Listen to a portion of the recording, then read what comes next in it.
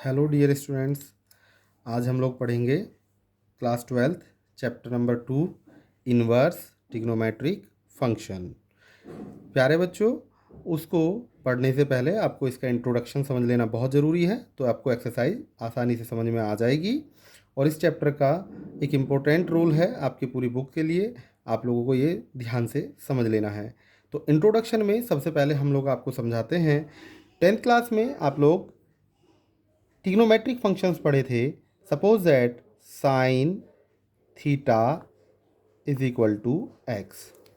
Just inverse में आपको इसको रिवर्स कर देना है, उल्टा कर देना है।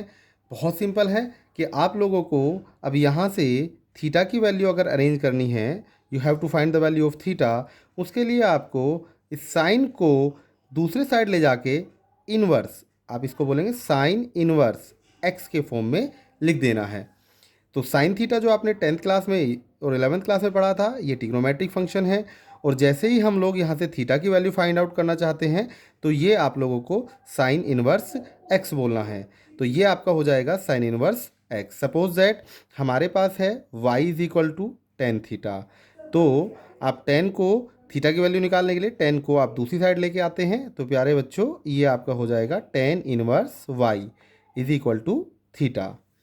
इसके बाद यहाँ पर मैंने कुछ फॉर्मूलाज आपके लिए लिखे हैं। ये आपकी एक्सरसाइज नंबर फर्स्ट के लिए बहुत ज़्यादा इंपॉर्टेंट है। अगर आपने इनको समझ लिया तो एक्सरसाइज नंबर फर्स्ट आपके लिए यानी 2.1 आपके लिए बहुत इजी हो जाएगी। तो प्यारे बच्चों ध्यान दीजिए।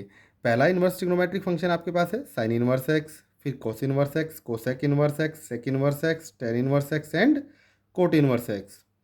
उसके लिए आप सभी डोमेन और रेंज 11th क्लास में पढ़कर आए हैं। आपको थोड़ा सा मैं रिमाइंड करा देता हूँ। Suppose that we have a function f x is equal to x square. तो हम लोग पुट करते हैं, put x is equal to 1। तो जो वैल्यू आप फंक्शन के अंदर पुट करते हैं उसे हम लोग डोमेन नाम देते हैं, वो डोमेन होता है। और उसके बाद जब आप इसमें वैल्यू पुट करेंगे तो आपको मिलेगा 1 का स्क्वायर। तो 1 का स्क्वायर 1, और पुट करने के बाद जो वैल्यू आपको डिफाइन होगी वो आपकी रेंज होती है। तो इन्वर्स ट्रिग्नोमेट्रिक फंक्शन में साइन इन्वर्स एक्स की जो डोमेन होती है वो -1 से +1 तक होती है। तो प्यारे बच्चों, आपको यहाँ पर थोड़ा सा और ध्यान दीजिएगा। आपको क्लोज इंटरवल और ओपन इंटरवल के बारे में समझना है। क्लोज इंटरवल आपके बड़े ब्रैकेट से शो होते हैं, जैसे सपोज कीजिए 1 to 10। इसका मतलब ये होता है कि जो वैल्यूज़ आप यूज़ कर रहे हैं उनमें 1 और 10 भी यूज़ किए जाएंगे। लेकिन अगर हम लोग ओपन इंटरवल यूज़ करते हैं तो हम लोग उसके लिए स्मॉल ब्रैकेट लगा लेते हैं 1, 10। इसका मतलब होता है कि आप 1 और 10 के केवल बीच की वैल्यूज़ ही यूज़ कर सकते हैं, 1 और 10 को यूज़ नहीं कर सकते हैं। तो आप लोग, आई होप आप लोग समझ गए होंगे। प्यारे बच्चों, आगे बढ़ते हैं। तो साइन इनवर्स एक्स के लिए डोमेन -1 से +1 तक होता है, और इसकी रेंज जो होती है वो -π/2 से +π/2 तक होती है। इसी प्रकार कोस इनवर्स एक्स के डोमेन -1 से +1 तक होता है, और रेंज आपकी 0 to π होती है। ये सबसे ज़्यादा इम्पोर्टेंट यूज़फुल है, ये भी सबसे ज़्यादा यूज़फुल है। उसके बाद टेन इनवर्स एक्स भी सबसे ज़्यादा यूज़फुल है। प्यारे बच्चों, ये तीन इनवर्स ट्रिग्नोमेट्रिक फंक्शंस के डोमेन और रेंज तो आपको जरूर याद होने चाहिए। बाकी भी यूज़फुल हैं, लेकिन इन तीनों को सबसे ज़्यादा यूज़ किया जाता है। तो सपोज कीजिए cosec inverse x. Cosec inverse x की जो डोमेन होती है वो ऑल रियल नंबर्स होती है, बस उसमें से -1 से +1 के बीच की वैल्यूज़ हम यूज़ नहीं करते। और रेंज जो होती है वो -π/2 से +π/2 तक होती है, जिससे हम लोग 0 को बाहर निकाल देते हैं। सेक इनवर्स एक्स के लिए आपकी जो डोमेन होती है वो ऑल रियल नंबर्स, उसमें से -1 से +1 के बीच की वैल्यूज़ नहीं यूज़ की जाती हैं। जबकि इसकी जो रेंज होती है वो 0 से π तक होती है, और उसमें से हम लोग π/2 को बाहर निकाल देते हैं। टेन इनवर्स एक्स की जो रेंज होती है, डोमेन होती है, वो एक रियल नंबर होती है, और रेंज होती है -π/2 से +π/2 के बीच। प्यारे बच्चों, आप ध्यान दीजिए। साइन इनवर्स एक्स का जो रेंज था उसमें हम लोगों ने क्लोज ब्रैकेट यूज़ किया था। इसका मतलब होता है कि -π/2 और +π/2 भी यूज़ किए जाएंगे। जबकि टेन इनवर्स एक्स में जो रेंज होती है वो -π/2 से +π/2 के केवल बीच में होती है, क्योंकि यहाँ पर हम लोगों ने ओपन इंटरवल यूज़ किया है। और कोट इनवर्स एक्स की जो डोमेन होती है वो रियल नंबर होती है, और उसकी जो रेंज होती है वो 0 से π के बीच में होती है। ओके प्यारे बच्चों, आप लोग इसको नोट कर लीजिए। अगर आपने इसको नोट कर लिया है तो फिर हम लोग आगे एक्सरसाइज की तरफ बढ़ेंगे। अभी आप ध्यान दीजिएगा, आप लोगों ने 10th क्लास में ऐसा एक टेबल देखा होगा। बहुत सारे बच्चों को प्रॉब्लम होती है, वो इनकी वैल्यूज़ याद नहीं कर पाते हैं। तो आज मैं आपको एक इजी मेथड बताता हूँ, आपको याद करने की ज़रूरत नहीं होगी, आप फटाफट 2 मिनट में एग्ज़ाम में इसको बना सकते हैं। सबसे पहले सभी बच्चे ध्यान देंगे, यहाँ लिखा है sine theta, cos theta, tan theta, cot theta, sec theta and cosec theta. तो साइन थीटाज की वैल्यूज़ हम लोग निकाल लेते हैं। उसके लिए हम लोगों को यूज़ करना है 0, 1, 2, 3 एंड 4। सबसे बड़ी डिजिट यहाँ पर 4 है, तो हम लोग क्या करेंगे, इसको 4 से सभी नंबर्स को डिवाइड कर देंगे और डिवाइड कर देंगे एंड देन सबका रूट भी हम लोग फाइंड करेंगे। और ऐसा करने पर जो आपको वैल्यूज़ मिलेंगी वो साइन थीटा की होंगी। अब देखिए 4 से 0 को डिवाइड करेंगे तो 0 आ जाएगा और 0 का रूट 0 होता है, तो साइन 0 की वैल्यू 0 हो जाएगी। 1 का रूट 1 होता है, 4 का रूट 2 होता है, साइन 30 की वैल्यू 1/2 होती है। 45 के लिए 2 1 जा 2, 2 2 जा 4, तो 1 का रूट क्या होता है 1, जबकि 2 को हम लोग रूट में ही लिखेंगे, तो साइन 45 की वैल्यू 1/√2। फिर 3 का रूट हम लोग लिखेंगे √3 और 4 का स्क्वायर रूट होता है 2।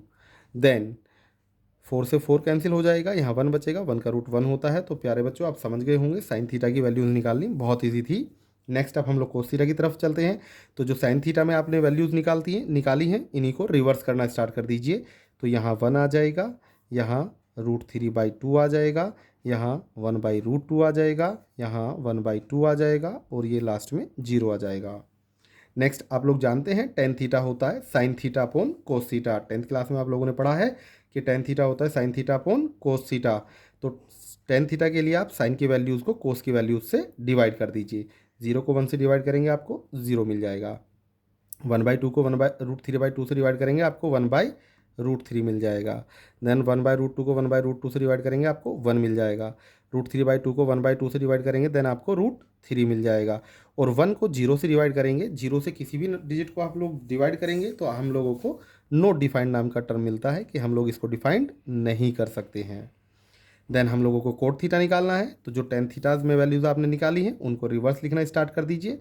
नॉट डिफाइंड, फिर आ जाएगा आपका √3, फिर आ जाएगा 1, फिर 1/√3, उसके बाद 0। फिर सेक थीटा की बात करते हैं। सेक थीटा कोस थीटा का अपोजिट होता है, तो जो वैल्यूज़ कोस थीटा में हम लोगों ने पहले ही निकाल ली हैं उन्हीं को उल्टा लिखना स्टार्ट कर देते हैं। 1 का रिवर्स 1 ही होता है। √3/2 को हम लोग 2/√3 लिख लेते हैं। 1/√2 को हम √2/1, √1 में हम लिखने की कोई आवश्यकता है नहीं, तो हम इसको √2 ही लिख सकते हैं। इसको हम लोग 2/1 यानी 2 ही लिख सकते हैं। और 0 का जो रिवर्स टर्म होता है उसको हम लोग नॉट डिफाइंड कहते हैं। देन आता है आपका कोसेक थीटा। तो इसको निकालने के लिए हमारे पास दो तरीके हैं, या तो साइन थीटा की वैल्यूज़ को उल्टा लिखना स्टार्ट कर दीजिए, या फिर जो सेक थीटा में आप लोगों ने वैल्यूज़ निकाली हैं उनको फिर से रिवर्स लिखना स्टार्ट कर दीजिए। Not defined 2√2, 2/√3 and 1।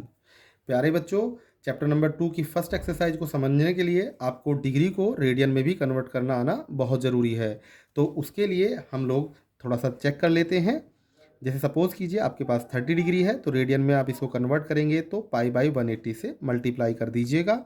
36 जा 180, तो आपका रेडियन हो जाएगा π/6 रेडियन। जैसे सपोज़ कीजिए आपके पास 45 डिग्री है, तो हम लोग इसमें π/180 से डिवाइड कर देंगे, मल्टीप्लाई कर देंगे। 45 से 180 कैंसिल करेंगे तो 4 आ जाएगा, तो आपकी वैल्यू हो जाएगी π/4 रेडियन।